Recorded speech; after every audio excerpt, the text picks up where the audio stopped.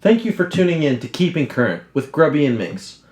On this week's episode, the people rise up against the likes of gods and kings. A global band tea shortage is ruining future generations. And Keeping Current has exclusive coverage of a massive government secret leak.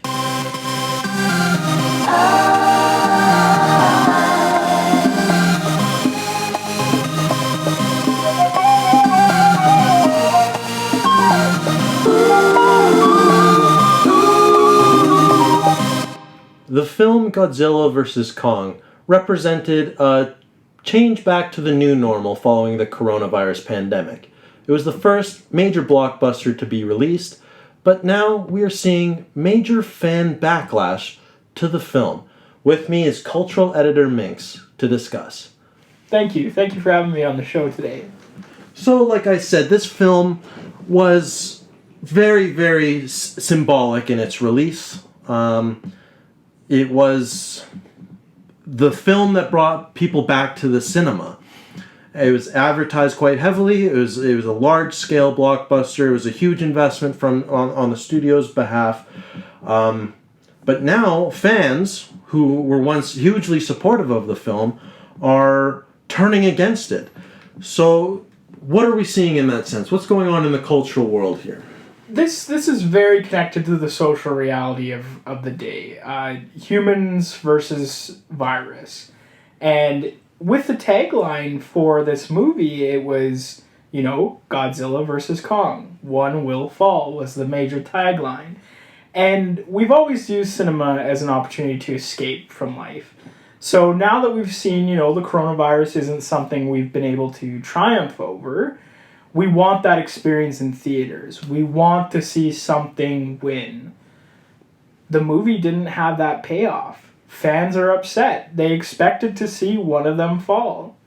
That wasn't the case, unfortunately, with this film. And now it's just leaving fans frustrated because your daily life, we haven't seen coronavirus fall. We haven't seen humanity fall.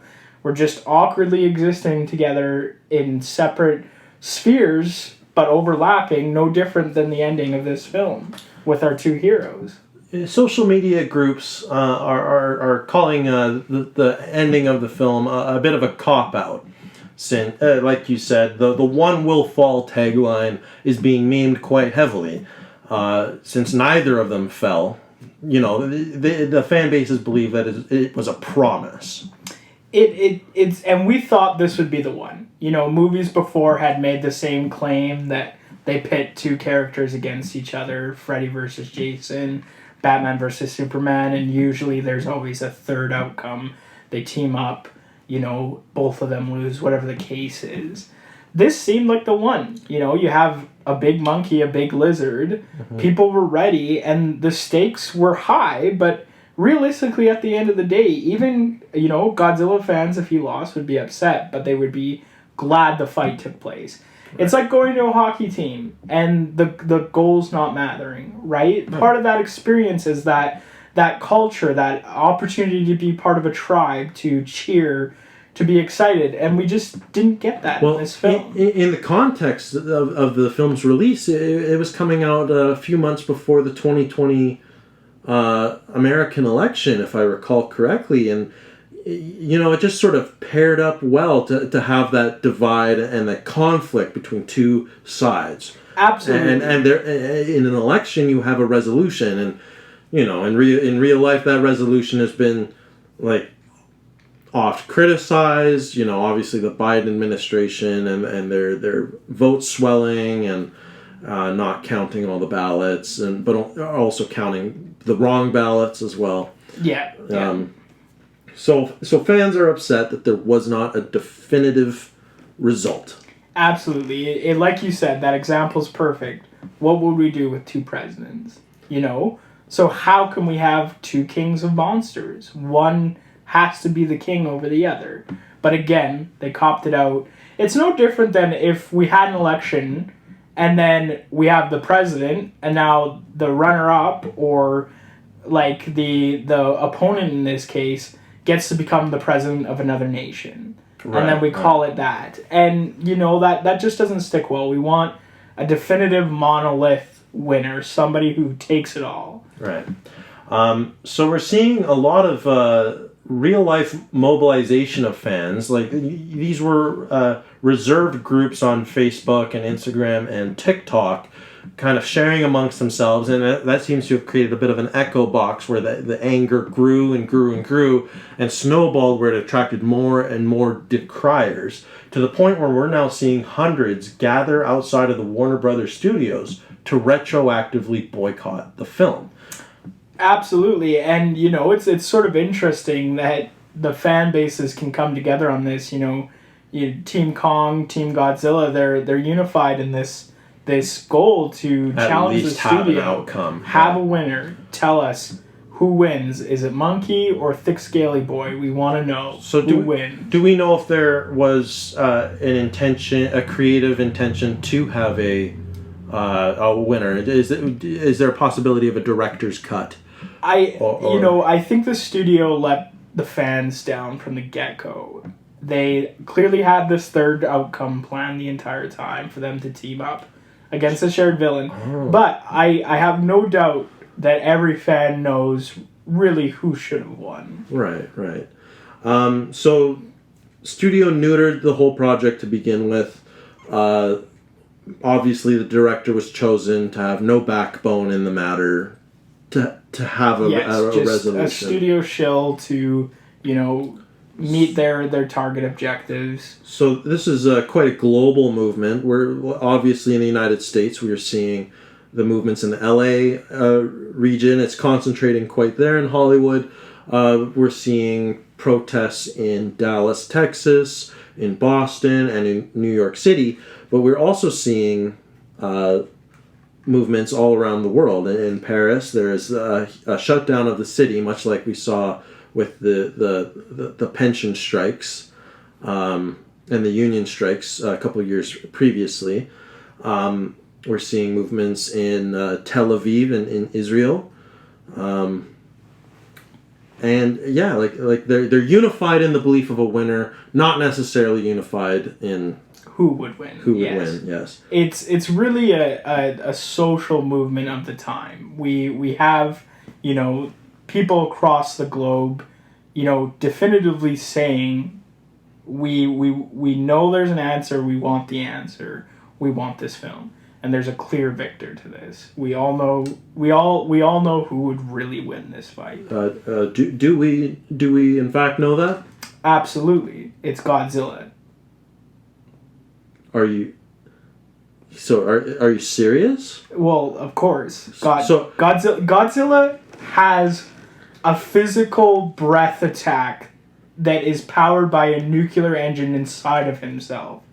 And you're going to tell me that a monkey with a stick can beat that? Well, okay, you're going to ignore the film's retconning of Kong's size to match Godzilla. Like, he obviously has the muscle stature now to face him. Plot armor. So what you're telling me is we have to change the level, the playing field to make it easier for Kong to face this. He's literally called Godzilla. God is in his name. But we got our boy King of Skull Island. But what's a king to a god? That's the question here. It's in human philosophy. Some might say God's not real. Godzilla clearly is in this film. He exists. He already whooped. All right. There's precedent in other King Kong media. I'm referring to the Peter Jackson version, where Kong was facing three Zilla-like creatures. He defeated. Do you not recall when he took the one and ripped his jaw off of his head? And he's still fighting two other ones. Here's a comparison for you. You're in the woods. You're approached by three pugs. You could beat those pugs, right? That is not. Now scale that up to a werewolf. Could you beat a werewolf? Absolutely not. That is the comparison of Godzilla to those other kaiju. But that's exactly it. Is they gave him the size increase. Again, not only that, they gave him the axe, and a monkey with a weapon. That's like saying you versus an iguana, and you're armed with a buck knife. Me versus a dragon. Do you know how many knights fell to dragons in these tales? Komodo dragon. How often? How often did a knight we ever see beat a Dwayne The dragon? Rock Johnson armed with a machete versus a Komodo dragon. That is not. He's going to chop his head off. These arguments are always based on the fact that you have to change the playing field. You have to give Kong an unrealistic. And also, Kong just so happens all his power is based on his ability to eat nuclear waste. Oh, he just so happens to have enough of that. Just that has been established since the dawn of this character. Since the dawn of these universes. They destroyed his source in the other one with the Hydra. Godzilla beat literally a dragon alien in the last film that had 3 heads with equal power to him. Yes, and he after getting the nuclear source that they destroyed, he doesn't have the same access. And he gained all of the respect of the other kaiju, and then those that didn't respect him, he whooped their asses. The kaiju He'll do the same with Kong. Kong could kick their ass too. The woolly mammoth? No, absolutely. Kong would struggle with Mothra, let's be real. Mothra would do that little sleep dust, and Kong's over. Kong would take his, ant fishing stick and find Mothra and eat him like a chimp. Okay? That's what would happen. Well, maybe Kong could kill Mothra, but still, the moral of the story here is, Rodan, probably not. Rodan could probably take out Kong. Definitely, 70% of all the kaiju could clearly sweep the floor with Kong. You're so full of shit, Minx. Absolutely not. I cannot. This is something, again, this is why we need the answer. We're gonna just keep... Well, the answer's gonna be the Kong victory. That's the answer. That's the only logical victory. We need the proof on this green earth that Godzilla is clearly the king of monsters. He is the king of the kaiju. Godzilla's the king of dog shit. He will take that title from Kong. Kong didn't even earn his title. King Kong, he got the title King Kong for literally just being the orphan of an abandoned warehouse. That's like saying, if I went to an abandoned fucking Target, I'm King Target now. That's some bullshit. No. And then the instant a fucking dragon comes in, you think I'm going to be able to defend that abandoned Target from a dragon? No way in hell. You're ignoring... Okay, a lizard has nowhere near the dexterous qualities that an ape does. He's shaped like a man. He's got man arms. Yes. He's got big old man legs. He's not a lizard. He's more he's like a lizard man. He's got tiny little T-Rex arms. He's got tiny little muscles. That's the thing, though. It's like if Kevin Hart was a lizard. Godzilla has Godzilla's 250 feet tall. How is he the Kevin Hart of kaiju? I'm just saying, proportionally speaking, it's absolutely... Well, he's got a man shape to him, but that gives him man arms. Tiny fucking dome. The only thing way that Godzilla could somehow beat Kong is Kong kicks Godzilla's ass so bad that he flips him in the sky, but then he lands backside down and stabs Kong to death because his stupid back plates. It's still a victory. If that's how I need to win, that's how we're gonna win. Oh, Godzilla wins in that scenario. Right. I'll take You're completely wrong. Whatever. And it's just this really makes me question just the overall efficacy of education worldwide today. Yeah, well, you're just... Because clearly there's something wrong in our culture. You're just the cultural editor. I'm the host of this show, so what did that say? Whatever. We'll see if I ever come back to this show. I don't think I can take your credibility seriously anymore. Whatever. I don't want to pay for some dumbass opinion. All right, moving on. Coming off the heels of lockdown restrictions, most record labels spent billions on designing and ordering new band merch. Unfortunately, a supply problem disrupted the whole supply chain for the band tee industry, leaving major mainstream acts currently touring with no t-shirts to sell.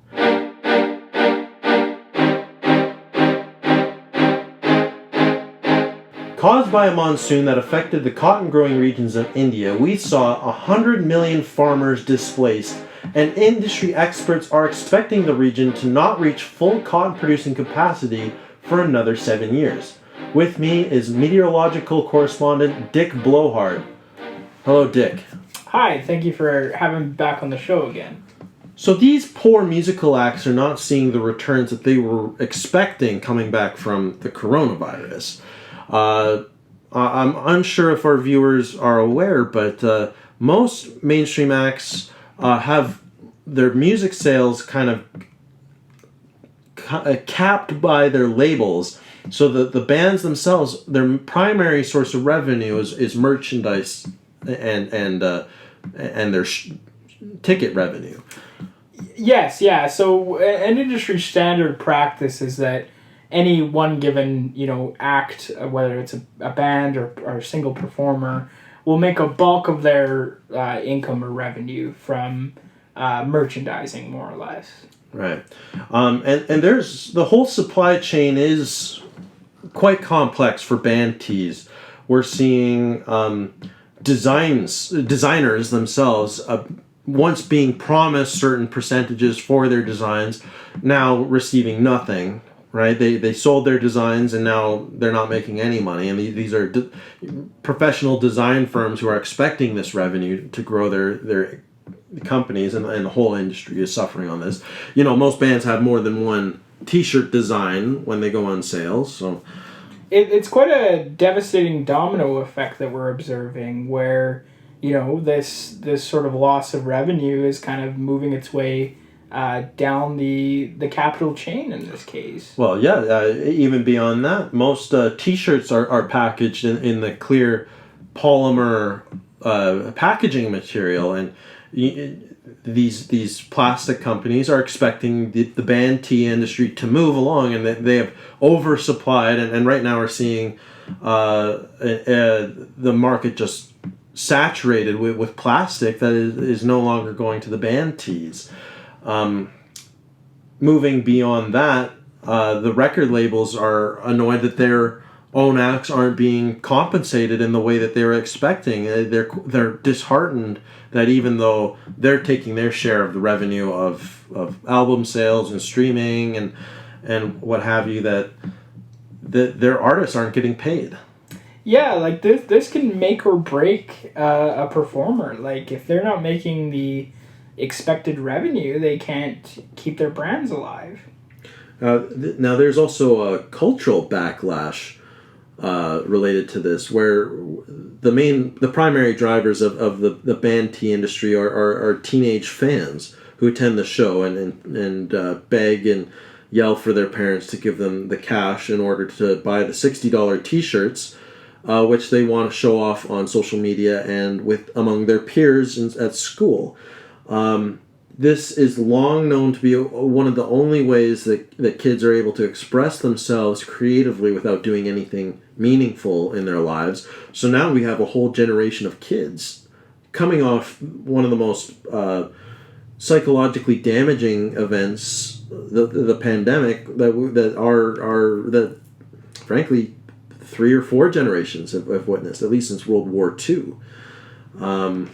How is it affecting the kids? Well, and what's the forecast for the future? This is going to have a cultural impact that may even harm our collective movement more than the pandemic itself, because time immemorial, where it's a connection between expression of identity and this advertising and consumer culture. These kids won't have a chance to sort of, display themselves and create their identity based on, advertisement and ticket sales and revenue from merchandise like their parents and their grandparents did. And that's going to create a disconnect between generations. Like, how do we expect, parents to have high hopes for their children if they're being socially stunted in this way? Like, we're going to raise a generation of kids who don't know what it means to have an identity. They don't know what it means to have a true opportunity of expression of self and to, sort of consume themselves around a particular obsession. Like, this is part of our human nature. It's quite unfair and tragic. Now, the odd weather pattern that led to this incredibly intense monsoon caused massive flooding in every single province in India, which is the largest cotton producer on the planet. we are expecting massive famine related to this. The international community is attempting to help the country, but the country's billions of people and 100 million farmers that are displaced, their land just frankly may never recover. What would be the cause of this weather pattern? Again, you know, we're seeing some strange events globally right now in terms of the weather, where we're kind of scratching our heads thinking, you know, what caused this. And you know, there's still tons of theories coming out, like we talked about last time, whether it's, you know, more of a scientific route, religious route, you know, if it's magic. This would be related to the weather patterns in the Sahara Desert that we discussed. It absolutely could be. And, you know, we're still crunching the numbers. We're still, you know, making our best guess as we can right now. You know, we've heard theories that, honestly, these ones are quite convincing, that it could be caused by, you know, migration of ants. Like, as a microscopic change causes a macro level, like, impact. And it's sort of this, I can't remember the name of the specific theory, but it's sort of a Russian nesting doll of weather, where in reverse, where one small event leads to a communal joining of entities to create a bigger event to a bigger event to a bigger event. Is a snowball effect? Yes, that's the one. There you go. That's the scientific term.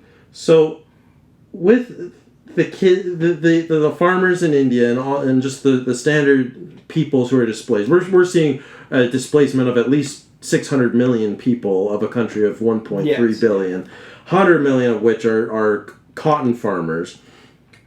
We're expecting to see an even greater psychological toll due to the fact that these children of farmers who are now displaced and their livelihoods ruined by these odd weather patterns are now unable to buy band tees. Oh, absolutely. You know, in these crises, you have to think about the kids, right? And those kids are going to be without the opportunity, again, to showcase their identity. And if you don't have your identity, who are you? You know, you can survive without the necessities, but if you don't have a chance to, you know, kind of, you know, yell out, you know, I am a fan of this band, these children are going to be without that fundamental core to their human Maroon experience. 5 t-shirts, no Metallica, exactly, you know, no Doja Nirvana, Cat. These poor Indian children, they will not be adorned in the cultural icons of their era. You know, I am reminded of a term once written of the youth generation following World War I. They were referred to as the lost generation. Both those who died and were left behind, and those who were destroyed psychologically and made to move forward. They were lost among those that came before them and those that came after them. And I really feel that we're going to see a massive cultural gap in India in the coming years. One of the biggest economic drivers in the world were Nirvana t-shirts and Jimi Hendrix t-shirts sold at Hot Topics globally.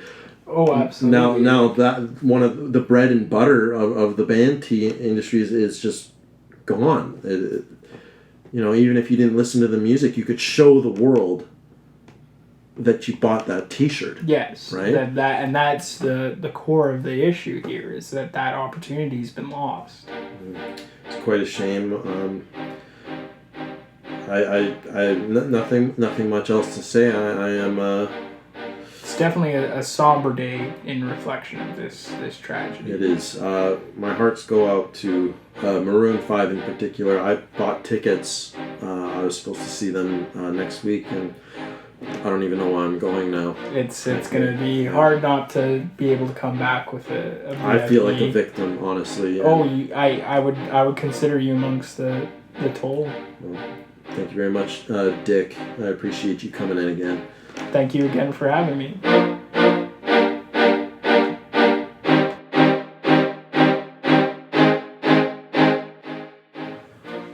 our final story of the day relates to the massive government leaks that we're seeing. Anonymous Whistleblower Body Shot 69 apparently hacked the database of the White House, the House of Representatives, the NSA, CIA, and various other high-level defense agencies. The whistleblower came to Keeping Current exclusively. We are breaking the story. We broke it on our website earlier this morning, and we're seeing the implications on other network news. Right now, we're just going to go through some of what we have discovered. With me is my partner, Minx. Minx, how are you doing today? I am, astonished by what we're about to cover here. It's quite embarrassing for our nation. So we are seeing members at the highest level of our government have secrets revealed about them that genuinely makes us question their role as authority figures in the defense strategies of the country, of their influence over the senile President Biden. So there are 3 stories in particular that we will go through, and I actually happened to get an interview with another high-level staff member within the House of Representatives. But we will break through some of the most shocking cases. First, we have Gina Raimondo, Secretary of Commerce. During study hall in senior year, Gina was seen eating an entire jar of mayonnaise like a pudding cup. Just absolutely appalling. Revolting, frankly. These are the kind of things that when you hear about this coming from our very own government, you start to question just the fiber of our nature, or of our nation, of the backbone of our country, of just the legitimacy of democracy. It is absolutely disgusting. Well, this is the Secretary of Commerce. This, like our entire basis of financial institutions is resting on the shoulders of an animal. Of an absolute animal. Mayonnaise like a pudding cup. Absolutely. This comes from email leaks where it appears this Raimondo character brags as if this is an accomplishment. And you have to think that the person with that same executive function and just behavior and willing to make a choice like that is just gambling, with taxpayer dollars and, making choices that just... Who's to say that, metaphorically speaking, she's not eating mayonnaise as if it's a pudding cup in her official duties? Within the coffers of the Treasury, right? Yeah, absolutely. Deputy Secretary of Homeland Security John K. Tien is noted that during a semifinals of Bantam soccer, John's dad was seen falling and dropping a Tupperware container full of orange slices in the parking lot. Katie Fellow's mom saw John's dad scoop the orange slices back into the container and attempt to give it to the team during halftime. And this is one of those questions of why, legacy, family, and so on affect our elected officials, because if this man raised a leader of our government, right? Where do we go as a nation? We're seeing incompetence followed by lying to cover yourself up, where I'm assuming only any recompense that existed came from being called out by Katie Fellow's mom, right? And this lie affected potentially the health of innocent children playing a soccer game. I mean, this is the Deputy Secretary of Homeland Security. Is he dropping a Tupperware container of military supplies to our troops, of psychological help to our veterans?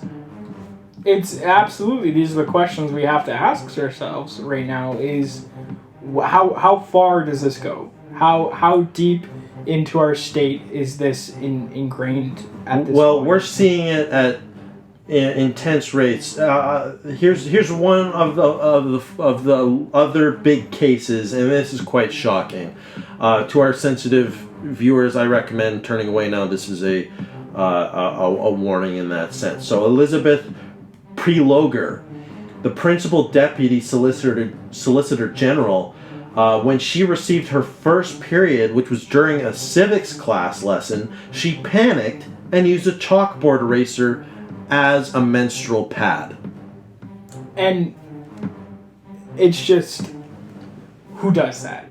Who does that? Who would make Who's that capable choice? of that? And that just sociopathic. Shows, absolutely, and just, preparedness and, sort of decision making under pressure. Like, a lot of these questions have to be asked now for competence as an official. Like, why do we give the keys to our nation to people like this?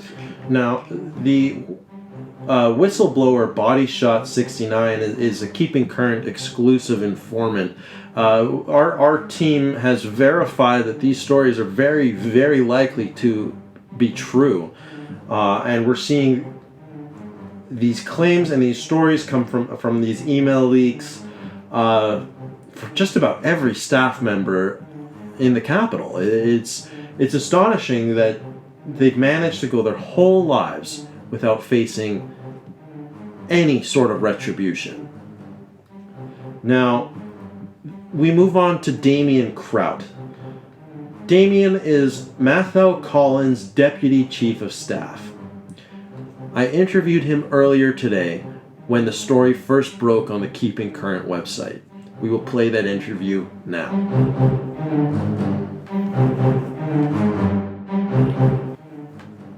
All right. Damien Kraut, are you there? Yes, I'm here. Now you are the Damien Kraut, the Deputy Chief of Staff for Congressman Matthew Collins, correct? Yes, that is correct.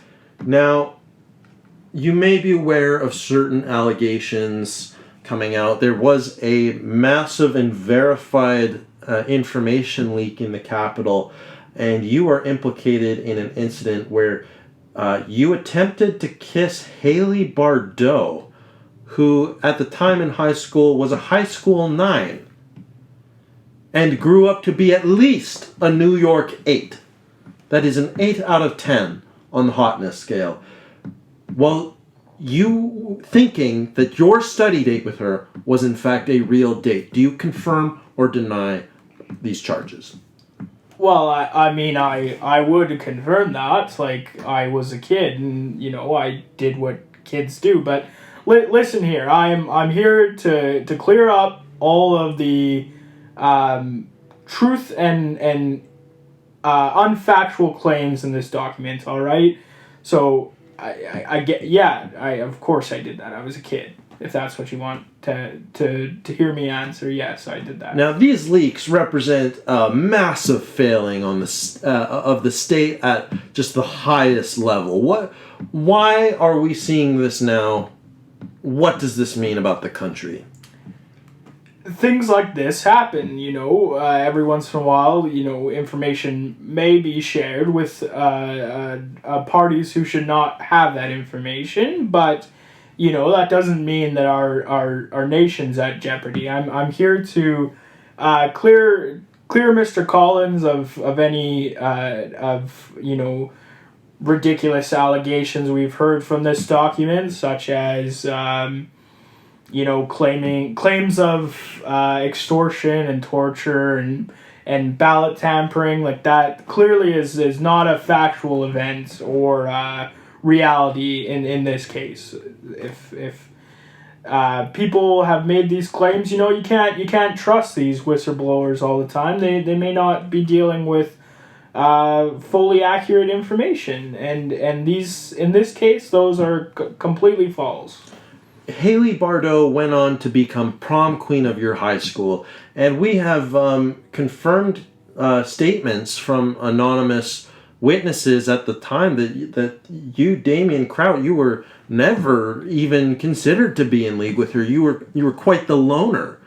You were known to be particularly fond of metal bands and juggalo music. You didn't have any popularity enough to warrant such a move on Haley Bardot, of all people. I'll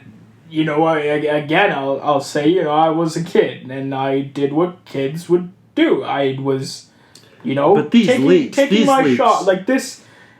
The truth of these leaks is. Yeah, you're verifying the truth of this leak here. Yes, does that not mean that every other leak involved is also true? That's why I came here to talk about this. Was that we have truth, we have inaccurate information, and I am telling you today that yes, I did make that move. That is a truth. Everything else implicating Mr. Collins is false. That is just the matter of fact in this situation here. You know, other things that might that I would say lean more towards being true are those claims of the Clinton administration sending CIA agents to tamper with the recent presidential election. That may be true, but I can tell you the claims of Mr. Collins tampering with the election ballots, with claims of torture and extortion are not. This might be painful for you to hear, Mr. Kraut, but we reached out to Haley Bardot, and she said she doesn't even remember you. Well, of course it's been a long time since either of us were in high school, and, I was never quite in the same social circles as her, so that does not surprise me. We will be breaking shortly the stories of Elizabeth Prelogar, John K. Tian, and Gina Raimondo. With your story being true, might their stories not also be true? I will say there's some truth to these documents, and there's some inaccuracies. And so potentially most, if not all, of the Body Shot 69 leaks could all be true. I would say, you could argue that quite a few are true, but definitely not any of the ones that implicate Mr. Collins today. Well, Damien, I'm sorry about this situation, but this is going to rock American politics. This is a scandal the likes we've never seen, and there's no way that you would ever have hooked up with Haley Bardot. You moved in for a kiss. What were you expecting? I was a kid. I was expecting a kiss back. And all other documents revealed in this leak could potentially be as true as your story here today. I wouldn't say that. I would say I'm admitting to my truth here. Yes, I will accept that this leak is real. I will not confirm that the implications of Mr. Collins are. In fact, they are the furthest from being true and quite surely inaccurate. I can guarantee that to the people of this nation. Well, you are about to be tried by the court of public opinion on this matter, and frankly, we will all be taking Haley Bardot's side. That concluded our interview. Like I said earlier, Minx, I am the primary worker with this Body Shot 69 whistleblower. I am deeply moved at this horrific failure of state. I'm completely opened up to the reality that we are being controlled by a class of people who live in a strata different from the everyday American. Where this country was built on freedom and rights and liberty, we're seeing that all threatened. Where someone like this Damien Kraut character, who thinks that he has the audacity to lean into a kiss with someone like Haley Bardot, she's a New York 8, and I have seen Damien Kraut. He is an Ohio 2. He is bottom of the barrel. He represents the worst of America. But we see no action from our policing agencies. We see no action from the Justice Department. We are not scaling through the ranks of our nation, and we're not removing the rot. It is a shameful day for America. We will see how this proceeds, but these leaks represent that the nerds and the dorks and the losers whose dads scoop up oranges from the parking lot to feed to good, strong American sportsmen, they will not be held accountable. I think not. We here at Keeping Current will stand with Body Shot 69 to ensure that this story destroys the status quo. Thank you for tuning in. This has been Keeping Current, your only source of news.